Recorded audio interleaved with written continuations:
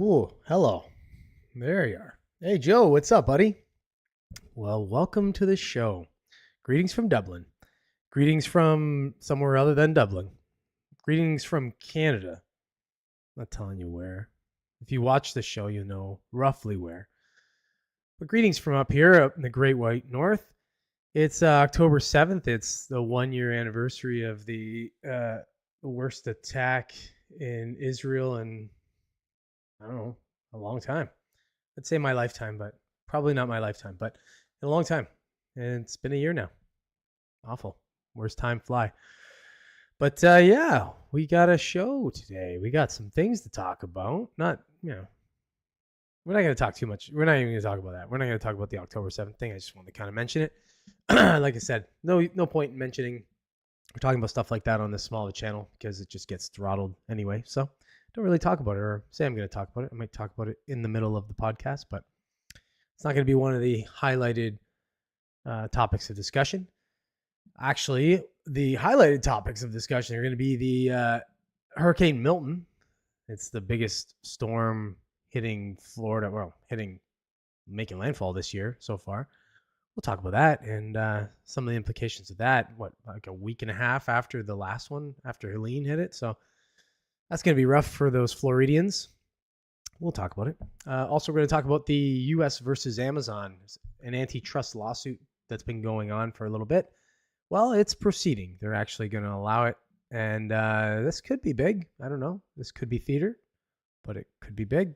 We'll talk about it. We'll see where we land on that. Also, Mexico is suing U.S. gun makers, a bunch of them, for putting guns in the hands of the cartel and the gangs and such, and all the like, obviously. Yeah, so that's a kind of a big lawsuit. I don't know where that one's going to go either. There's two kind of big entities that the government would seemingly protect being sued. So we'll talk about that.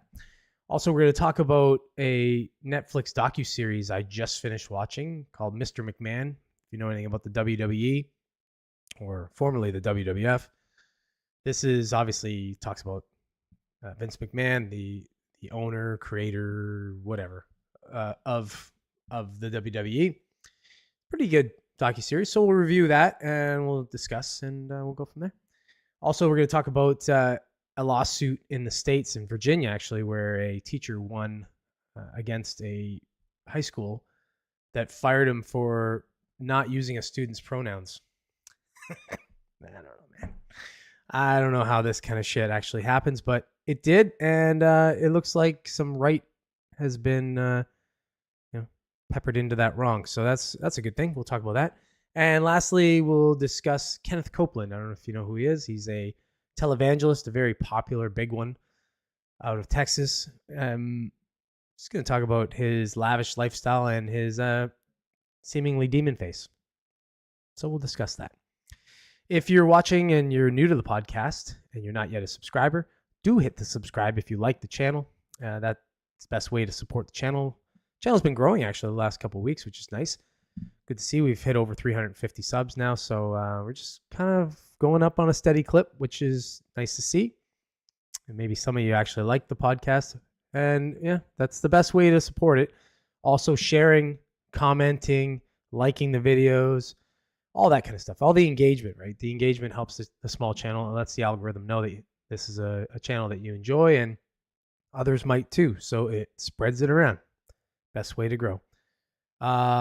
Also, if you are new to the podcast and watching it, do jump into the comments because I will talk to you, as Joe will tell you, and Robert and some of the regulars that come on the show will tell you I will talk to you because I'm lonely over here, and it helps me stay less bored. All right, Joe, you're surprisingly quiet tonight. Hopefully, you're not getting hit by hurricanes. You're nowhere near. But okay, yeah, let's get on to the first segment here. Let me populate this over here. Ad blocker. I got an ad blocker up right now. It'll block my ads. All right.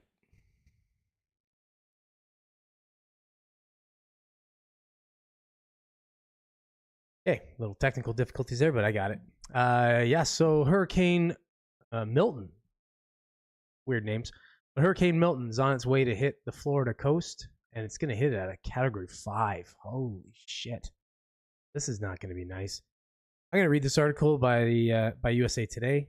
Yeah, I like to throw them a bone once in a while. A little bit of a garbage outfit. So as you can see up here, flash sale, $1 for a year.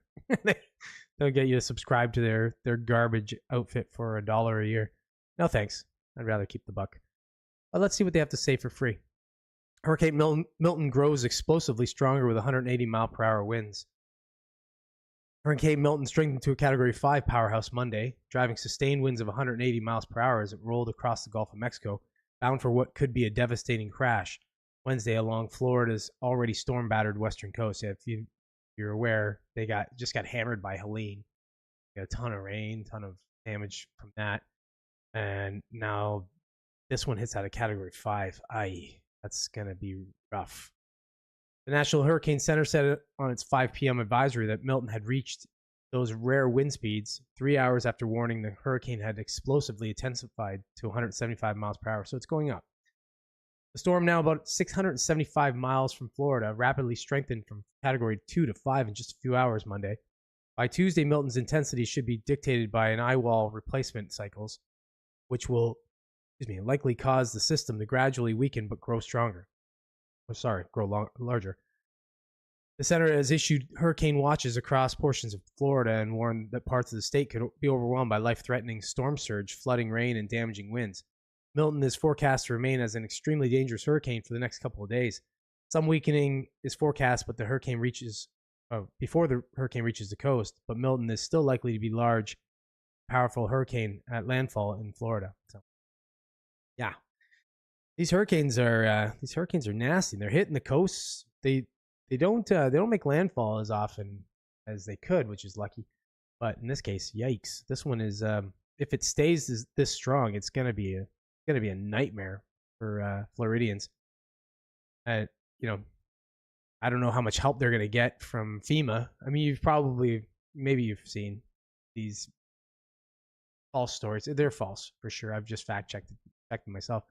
These false stories of FEMA giving $750 to victims of Hurricane Helene. Not 100% true. I mean, it is true that they can take up to $750, and it's very quick apparently with what they can allow. Like they can get it cleared essentially for food and supplies and things like that. But you can apply for a lot more money than that. So it's been kind of debunked as a bit of a talking point. Just political strategies to try and throw shade at the current administration. Not that I agree with the current administration. I think they're garbage dumpster fire, but yeah, that's just not true. So let's just keep truth to where it is, and not report on nonsense. I just hope in this case that this one weakens up a lot, and it's going to hammer with rain no matter what. They're going to get hammered anywhere between. Some of the high spots are going to get like 15 inches of rain. 15 inches, like that's what in 3 inches. That's crazy. That's enough rain to do a lot of damage. So, yeah, this is not going to be good either way. Even if it doesn't hit them sustained at a 180 mile per hour winds, it's still going to pepper them with a ton of rain. Hey, you know what? On the bright side, if they have as many tent cities and things as like California or we have up here, might just wash away a lot of those tents, which could be good for companies that sell tents. Look on the bright side. All right, that's enough of that. Joe, you're quiet. What are you doing, buddy? Nobody's in the chat right now. Got a couple watchers. Nobody in the chat. Get in the chat. Come on, let's go. I'm just gonna pepper through these stories then. All right, let's get on to the next one. So the U.S. is suing Amazon in an antitrust lawsuit. I think I reported this a little while back, but it's proceeding. This is kind of interesting to see. I'm going to read this article. This is Reuters. So, you get what you get with Reuters. U.S. antitrust case against Amazon to move forward. The U.S. Federal Trade Commission's case accusing Amazon of stifling competition in online retail will move forward, though some of the states have sued alongside the agency had their claims dismissed, court documents showed. U.S. District Court or District Judge John Chun, in Seattle unsealed his ruling from September 30th, which dismissed some of the claims brought by attorneys general in New Jersey, Pennsylvania, Maryland, and Oklahoma. Last year, the FTC alleged Amazon.com, which has 1 billion items in its online superstore, was using an algorithm that pushed up prices. U.S. households paid by more than $1 billion. Oh, that's correlates. Billion items, $1 billion. There you go. A couple billions, no biggie. Amazon has said in court papers it stopped using the program in 2019. The FTC has accused the online retailer of using anti-competitive tactics to maintain dominance among online superstores and marketplaces. It's kind of an interesting thing to accuse. For one, you have this massive company that has this massive, its own search engine, essentially. You go on there, you want to search for something, you find it, and there's a ton of sellers selling it. And they're accusing them of using that dominance to manipulate the market. What else are they going to do with it?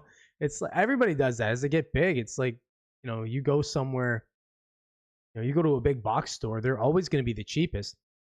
Other stores can try and sell something for more money, but they're probably not going to sell it. So when you go online, it's so easy to find. You don't have to go anywhere. Yeah, I don't agree with it, but I think you're kind of attacking the wrong thing. I think you're saying, hey, you're using your dominance to corner the market, when realistically the dominance itself should be the thing that's attacked. The size and scope of this company and its ability to dominate the market. But whatever. The judge said in his ruling that he cannot consider Amazon's claims that its actions benefited competition at its early stage in the case. So, yeah, you know what? It's going to proceed. I mean, this is pretty preliminary, obviously, but a case like this is going to be huge. And it's going to go on for years and years and years, right? It's not something that's going to be, a year-long case or anything. This would probably be a decade. But it's kind of a big thing, realistically, if the U.S. is going after Amazon. It looks like it's a good thing, but is it theater? I don't know. These kinds of things is like the companies like Amazon have to have politicians in their pocket.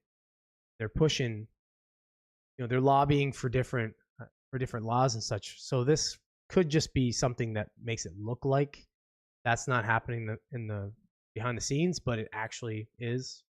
Probably all know it is.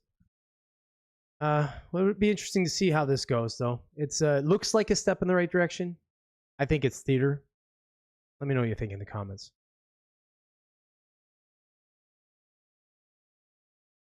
Right, I agree. Capitalism's capitalism, but if you want to, that's the thing about it. It's like you're saying to somebody.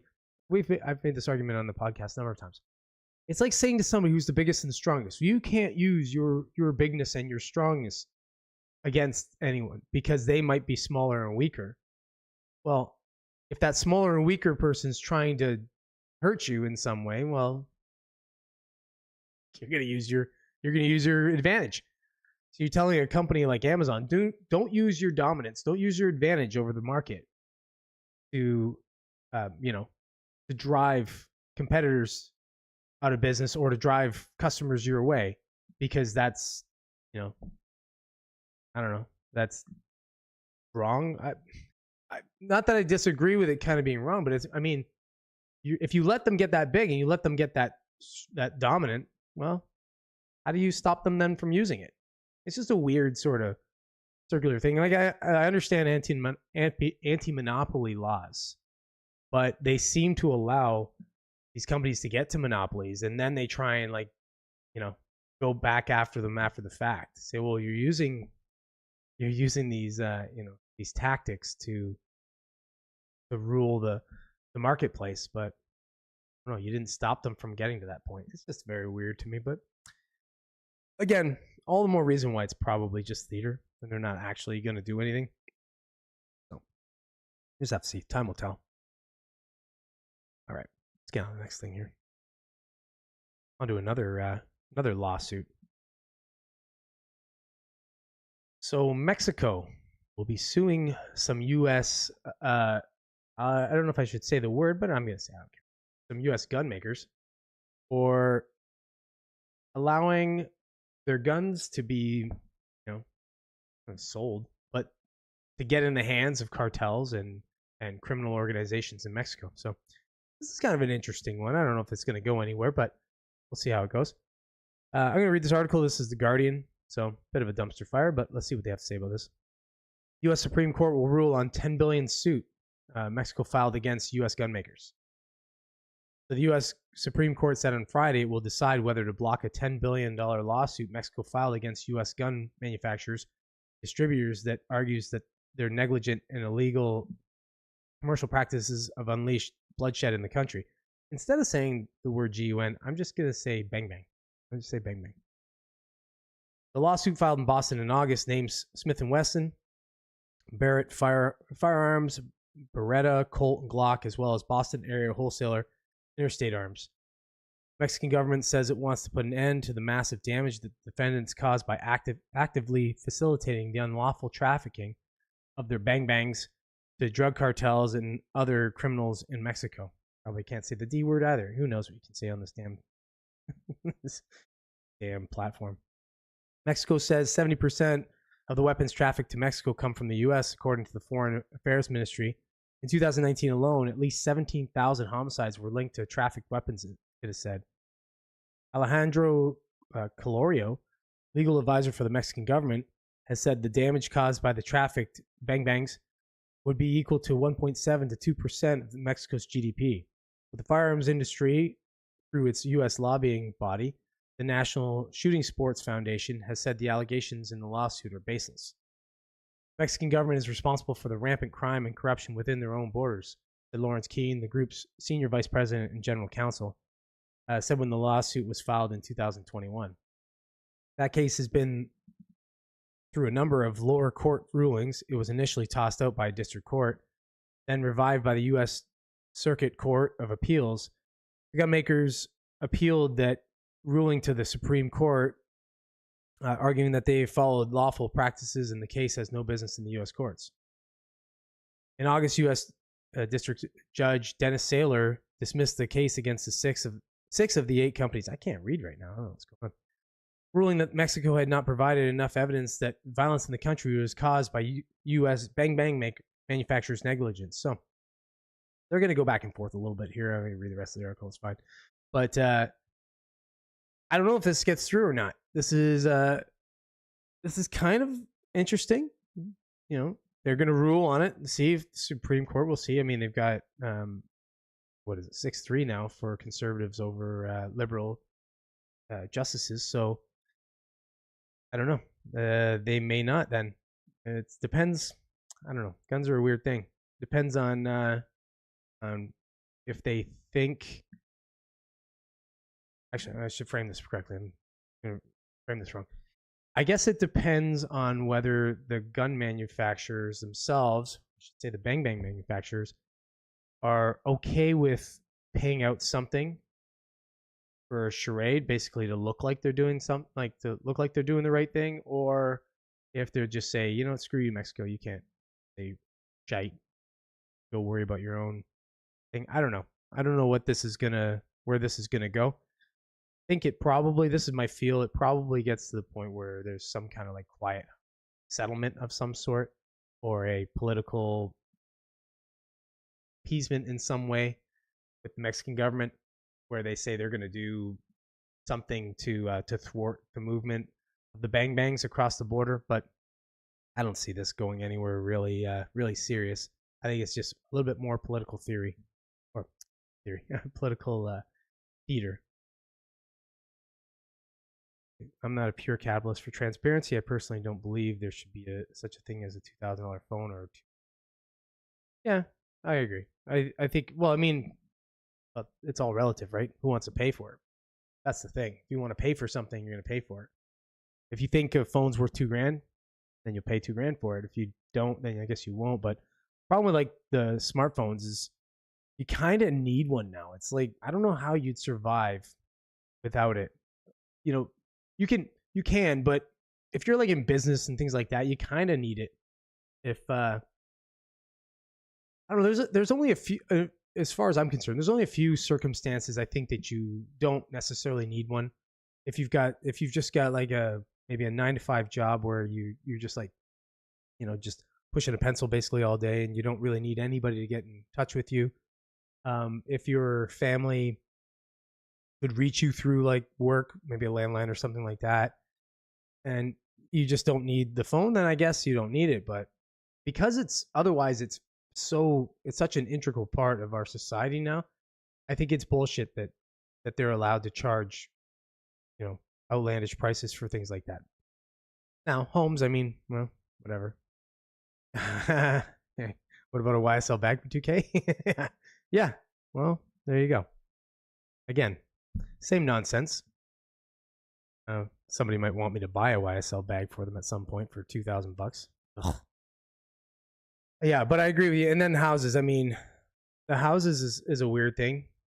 The houses are driven up by obviously by supply and demand, and then areas where people really want to live, that drives it up. And you have immigration, too many people, too little homes, drives the prices up. So there's so many things that factor those things as far as the supply and demand that can really inflate the prices of certain things. Scarcity, there's another one, right? So it's all depends on what people are willing to pay for things that are non-essential. But homes definitely an essential thing, which is bullshit that the government doesn't just build more. They should step in. We should build more collectively, so we make home buying not a luxury. It should just be something that you're able to do. Now, luxury homes can exist, but your basic middle class homes should just be something that everyone's able to avail themselves to. So yeah, hyper capitalism. It's kind of gone off the rails a little bit.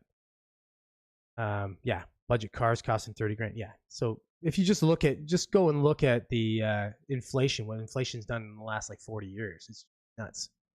Home prices and cars and things like that. It's not keeping pace with anything else. So it's nonsense hyper capitalism. Doesn't mean capitalism doesn't work, because I think capitalism is the best. But when you're allowing regulations to thwart the freedom of capitalism to manipulate markets to push in different directions, well, now you're kind of screwing with it in general, right? So, but good points on that, Joe. All right, I'm gonna get on to the next thing here. Oop. Why is that not loading up? Okay, so Netflix has a new docuseries called Mr. McMahon. If you're a wrestling fan, you probably heard of it. If you aren't, maybe you've heard of it. I don't know. But it's pretty good. I'm not a wrestling fan, admittedly, but I was interested to watch it because I grew up with wrestling a little bit. Not really as a fan, just more it was on TV and I would catch it. But I'm going to read this article here. This is the Washington Post, so expect a bit dumpster fiery thing. But, it's arts and entertainment, so they do okay. They're not trying to politically lean you one way or the other. Let's see what they have to say here. What we learned from the Mr. McMahon Netflix documentary, which I just watched, by the way. I binge watched it yesterday from start to finish, so I'm fairly fresh on it. Okay, so we may never know who Vince McMahon really is. No one really knows me, McMahon, the professional wrestling mogul and former boss of the WWE, says in the first episode of the 6-part Netflix series Mr. McMahon, which was released on Netflix on Wednesday. I wish I could tell you the real stories, he says. I don't want to tell you these stories. I don't want anybody to really know me.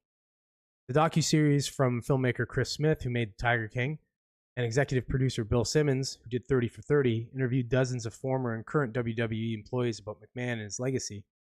It explores who McMahon was on screen, the villainous boss who ruled with an iron fist, and who he was behind the scenes, a competitive promoter who has faced multiple lawsuits. The series comes after McMahon in January resigned as executive chairperson and from the board of World Wrestling Entertainment's parent company, TKO, amid I'm not supposed to say that word, but abuse allegations. He has denied all wrongdoing. So I can see already from the kind of the way this article is going a little bit, it's, I don't know, they're kind of villainizing him right away. But I'll continue to read a little bit, and then I'm going to kind of get into my review of this from somebody who just watched it, and somebody again who's not a wrestling fan. So, but I did know a little bit about it growing up. So McMahon denounced the documentary days before its debut, slamming the producers and the editing for leaning into their own narrative rather than telling both sides of the story. A lot has been misrepresented or left out entirely in an effort to leave viewers intentionally confused, McMahon said in a statement posted Monday on X, which is kind of funny that he says that because, he's the showman, right? He's the guy who's doing that all the time, who's goofing with people and, lying and doing all this shit to make soap opera type stories in the WWE, right? So it's kind of funny that it's coming back on him a little bit. Producers use typical editing tricks with out of context footage and dated sound bites, etc., to distort the viewer's perception and support a deceptive narrative. Representatives for WWE and McMahon did not immediately respond to requests for comment. So here's one of the things I'm going to read. They do 7 takeaways here. I'm not going to get into them all, but this one here, it's pretty poignant on this. It's a history of pro wrestling. Many of the details shared throughout the documentary aren't new for wrestling fans. In many ways, the depictions of WWE's rise through the 80s and 90s under the guidance of McMahon serve as a history lesson for those who have never watched the not quite sport. The 6 hours will easily catch viewers up on some of wrestling's biggest moments, including the careers of John Cena, Hulk Hogan, Stone Cold Steve Austin, and Dwayne "The Rock" Johnson. It's also a deep dive into the Mr. McMahon persona seen on television, who was often pompous, egotistical, and tyrannical in his decision-making. So basically, it takes you through the history. It starts obviously in the 80s when wrestling started to it was before the 80s that it started, but really the WWF at that time was the 80s. It started in the 80s essentially with like Hulk Hogan and these guys, right?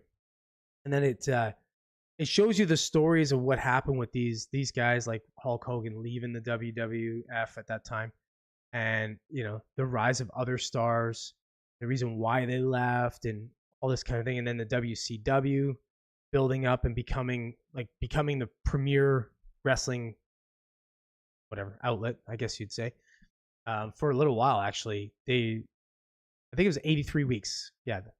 Well, yeah, no, it was 83 weeks that the WCW beat the WWF at that time.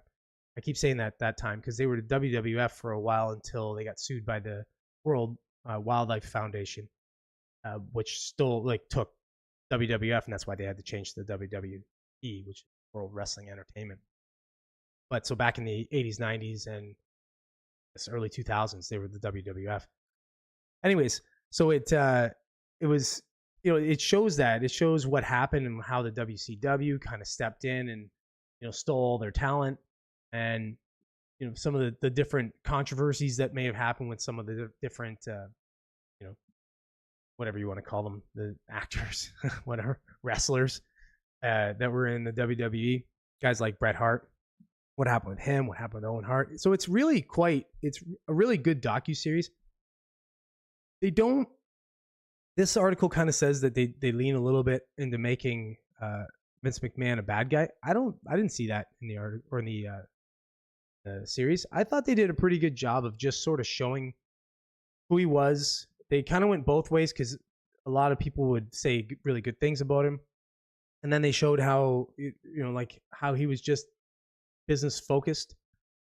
Honestly, I don't want to give too much away of it. Obviously, if you go watch it yourself, it's a docuseries, so realistically, it's not like it's gonna be a bunch of cliffhangers or anything like that. But you should watch it. I highly recommend it. I think it's really good. It was really well done. Obviously, if you watch The Tiger King and 30 for 30, you know that they're well produced documentaries. So this is no different. It's really well produced.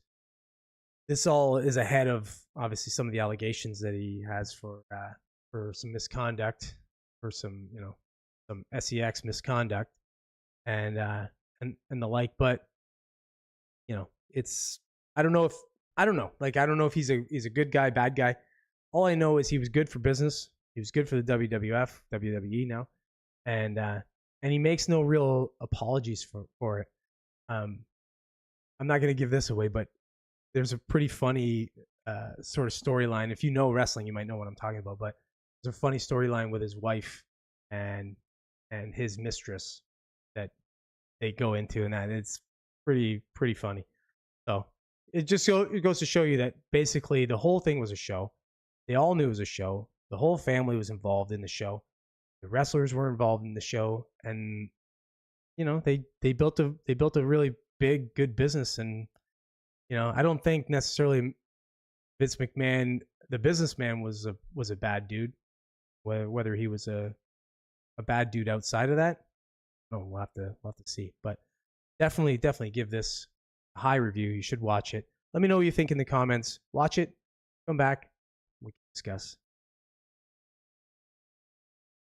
Oh, you were a wrestler watcher, eh, Joe? I watched it when I was a kid. Obviously, it was on TV, right? So like Hulk Hogan and Macho Man Randy Savage and all that shit. So I would watch it, but not like religiously. And I didn't really watch any of the WrestleManias unless years later or something. Watched them. We didn't like rent them or get them on pay-per-view or any of that shit. But I did see it. I had two eyes, so I watched some. It was fun. And it's fun stuff to watch, but yeah. Yeah, you definitely need to watch it. This docuseries is really, really good. And if you're a wrestling fan, you'll know like a lot of what happened, a lot of what's going on and stuff. You probably know the storylines behind some of the guys like Steve Austin and The Rock, and even like John Cena. Where like John Cena wasn't popular at first until he started rapping. Apparently, I didn't know that. I don't even like. I gotta admit, I don't really even know John Cena as a wrestler. Because I wasn't really. That would have been in my adulthood, so I didn't really watch any of that. Like, so John Cena came up, and I didn't really know any of him. The Rock a little bit, but the guys like Hulk Hogan and Macho Man Randy Savage and Ultimate Warrior and guys like that. That's what I knew because I was a kid, right? But pro wrestling was Canada's national sport, since y'all can't really play hockey anymore in a ton of champions have come from Canada. Oh, that's not nice, man.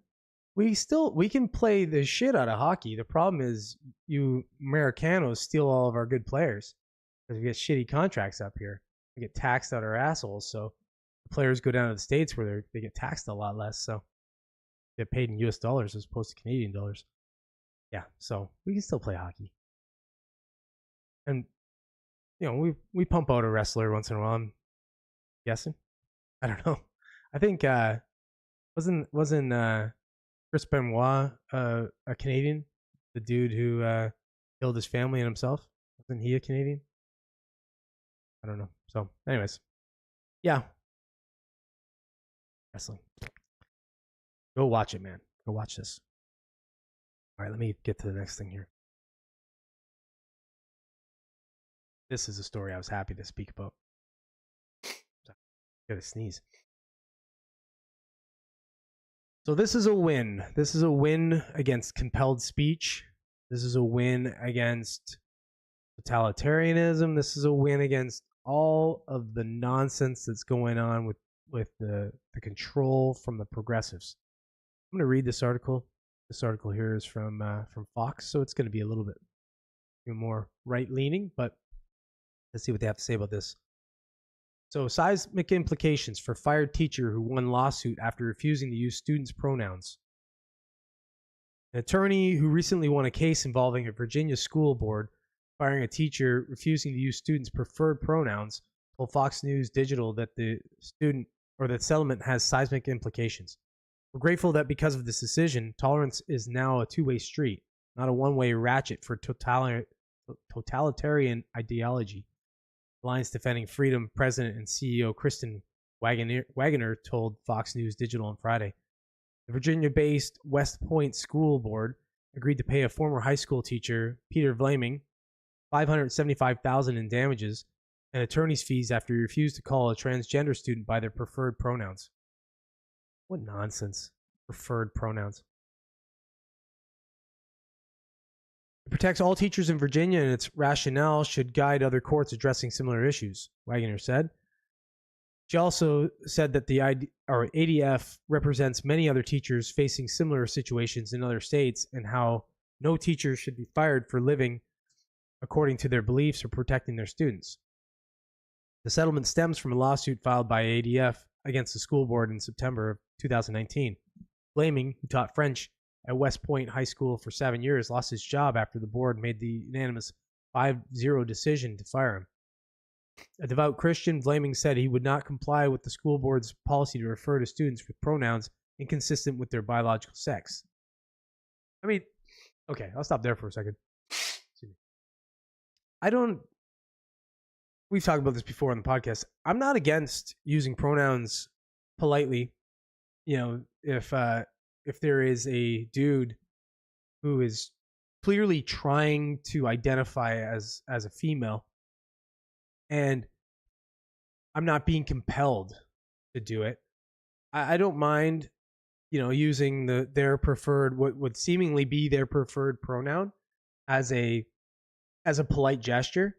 But it's this compelled speech idea. Now, if I were to accidentally misgender the person, so in this case, obviously it was an accident. He just didn't want to do it for religious beliefs. But if I accidentally misgendered the person, I shouldn't be held, criminally responsible in some way or be in trouble in any way enough to lose my job or something like that. How many times have you used the term like guys? Hey, guys. It'll be some girls. There'll be girls and guys there. You say, hey, guys, blah, blah, blah, whatever. So the girls are going to get upset that I use the term guys to refer to a group of people. It's just stupid. This is nonsense. And the fact that we're actually pushing back and legally winning and pushing back this way is such a strong move back the other way, back to the center, where people can just kind of say, look, all right, you know what, let's just stay polite, but at the same time not compel people. You might say to the guy, hey, you might talk to him and say, hey, maybe just don't refer to that student by the other, by their actual, legit pronoun. If it's a dude, to use the male pronouns, maybe just don't use any. You know what I mean? Maybe just, just say their name or whatever, right? So there'd be a number of ways that you could actually kind of take a bit of a polite line on this, but there should never be the other where if you do take the correct line that you're in trouble to lose your job. So I'm really happy to see this. I think this is a great push back.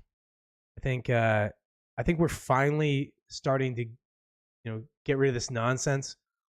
Because they when you push too far one way, people are going to start to eventually push back. But it's really, again, it's nice to see that laws are actually defending people in these situations now, and people can actually, set a precedent. Now they can't just push other teachers around and stuff. They have to realize, well, hey, if we do that, we could lose another $575,000 to another lawsuit. So you might just have to say, tough titties to the student that didn't like the incorrect pronouns being used, and tough titties might actually work if they got some titties, but probably not.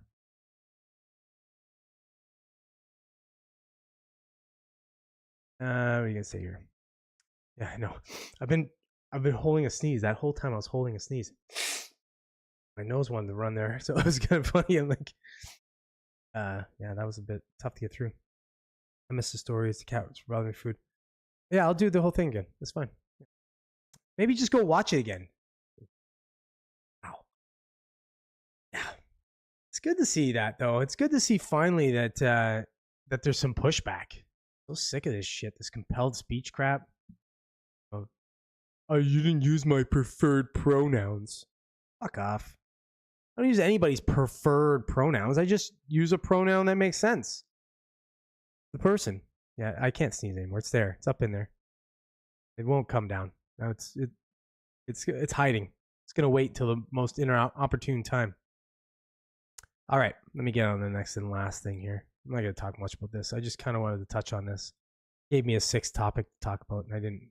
I was gonna do a funny video, but anyways, so talk about this. So I don't know if you know who Kenneth Copeland is. If you don't, it's probably just because you're not religious or you're not aware of televangelists. But he is one of the biggest televangelists out there. been around for a long time. He's very old and very corrupt, very rich. And I'm going to talk about him a little bit negatively. So first, I'm going to go through this article just very quickly. This is it's an article about him taking a Bentley from a dying man as a seed offering. Oh, yeah, pretty bad. So televangelist Kenneth Copeland recently shared a story of how a dying man gave a Bentley with a Breitling, I don't know what a Breitling is, but Breitling clock as a seed offering in exchange for divine healing from illness, yet passed away. Well, whatever. Last Monday at the Kenneth Copeland Ministries annual Southwest Believers Convention in Fort Worth, Texas, held from July 29th to August 3rd, Copeland shared several stories of his passion for Breitling watches, of which he owns about 36. Holy shit. In a message titled How to Walk by Faith and Not by Sight, 2 months ago, Kenneth showed off his diamond-encrusted Breitling on his left wrist to a man seated in the front row. This doesn't show up. There's video. He's bragging about. He's showing, oh, how beautiful it is. Like, here's what he says. He goes, "Do you think that one's pretty?" He's so creepy the way he says it too. Copeland asked one man, "It's a Breitling. It has diamonds around the edge. Someone gave me that one." Apparently, he would share gifts. Him and what's his face, Pat Robertson from 700 Club. They would give each other watches back and forth. But just this guy's like, look at his face, man. This guy it's creepy looking. I'm gonna play a video. I'm gonna play a piece of a video. This is him. He got caught off guard by an Inside Edition, reporter. Probably gave her the time of the day because she's a nice looking woman. That's my guess. Because otherwise, I think he would just have closed the door. But he decided to talk to her. Well, watch this. Watch this very small part of the interaction. The interaction, I think, like 10 minutes. But this one here, watch his face change and just creepy. Here we go. Again, getting back to the comment, you said that you don't like to fly commercial because you don't want to get into a tube with a bunch of demons. Do you really believe that human beings are demons? No, I do not. And don't you ever say I did. Watch his smile. We wrestle not with flesh and blood, but principalities and powers. Can you explain what you meant by that? Does he not look like a demon when he's doing that? And look this up. I challenge you to go online and look up Kenneth Copeland demon face and go in and check the images. You'll see how many images of him doing that creepy like smile and like his little dark beady eyes. Just guy's so creepy. He's just weird. He's got a weird big head to the small body. Just creepy, weird, rich televangelists. They're all creepy to me, those televangelists. They're all like wicked rich. Yet they're telling people to give their money, helping others and all this shit, but yet they're worth they're multi-millionaires. It's just crazy to me. But this guy in general, this guy just gives me the heebie-jeebies. Yeah, my pronouns are awesome and more awesome. That's my pronouns. So you have to call me that. Or actually, it's dragon and I don't know, super lord. Call me those two. You can use other. On this guy talks shit about this thief all you want. I know, isn't he brutal? These guys are hilarious. In that particular thing, I didn't play all of it. She's talking about he's got a private jet he bought off Tyler Perry for like $45 million. He justifies it by saying, "Well, I couldn't do all the ministry that I do without it." And then he pulls up some bullshit. I don't know where he gets this number from. This bullshit stat of like converting 122 million people to Christianity. Fuck off. Like these, oh my God. The fact that people don't see that these televangelists are they're just the worst. It's just funny to me. Yeah, how people don't see through this scam artist is just beyond me. I knew this guy was full of it when I was a child. He has a demonic look to him. A spawn of Satan himself. Yeah, coke sniff, bud. No, it's allergies, bud. Allergies. Bad time of year for me. Like ragweed and all that shit. I get hammered with allergies this year. This time of the year. I'm taking all the money from my this YouTube channel. I'm putting it up my nose to make so much money on this channel. Yeah, him. There's Jimmy Swaggart. Well, Pat Robertson wasn't as bad because he wasn't as cringy about it. But like, it's these guys that are like real, cringy about it. Joel Osteen's a little bit of a creeper to me. I don't know. He's not the worst either, but these guys are all like, they're filthy rich.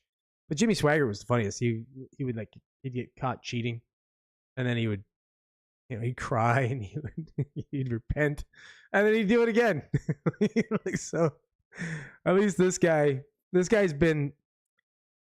I'll give this guy Kenneth Copeland a little bit of credit. He's been pretty. I think he's been pretty clean most of his life, as far as like, just on his on the grift. So I don't think he's like running around cheating and all that kind of stuff. But he's definitely not hiding the money he's making. Put it that way. All right, that's it. That's all I got. That's all I got to talk about this week. Yeah. So thanks for watching. Anybody who came in and out, I saw the viewers got up to like 5 or 6 at one point. So yeah, nobody's talking, but thanks for watching. If you like the podcast and you want to support the podcast, and you're not yet a subscriber, do hit the subscribe. That helps a small channel like this. Like I said, we've been growing pretty all right for the last few weeks, which is nice to see. Viewership's kind of up. I mean, when I check the analytics, it seems like the channel's doing okay, but it can always do better. Obviously, we're still small, we're still tiny. So if you like it, best way to help it along is to share, like, comment, all that kind of stuff. Subscribe, obviously, and yeah, and catch us 7 o'clock on Mondays. I do the live broadcast. You can get in on the comments. Talk to me. I'll talk back to you. I don't let any comments go, as Joe will tell you. If it gets bigger and I get a ton of comments in there, you're probably going to talk amongst yourselves, because I won't be able to get on every comment. But for now, I can kind of jump in on every comment. So if you want to get in, you can get in on it. Also, if you missed any part of the podcast and you want to catch it in smaller bite-size segments, you can catch them during the week. I drop them at 5 Eastern between Tuesday and Sunday. I don't drop all the segments. It kind of depends. For when I got to do a thumbnail for the damn thing, there's work. And if I don't think the video is going to get that much as far as views after the fact, then I don't really bother considering doing it. Or especially if it's heavily politically themed or something like that, especially right now, just a month away from the election.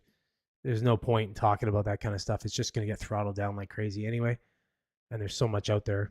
So it's just going to get lost in the sea or get throttled down. So why bother? Yeah. Watch the clip, buddy. I'll be posting that one. That's one that I want to post because I like that story. So you can. But yeah. So thanks again for watching. Thanks, Joe, for being with me. Robert didn't make it this week, but that's okay. And Chrissy jumped in there for a minute. That's nice to see. But yeah, other than that, it was just you and me this time, buddy. But yeah, for the rest of you, we'll see you next week. We'll see you, Joe, as I always do, 7 o'clock on Monday. And yeah, enjoy your week, and we'll see you on the next one.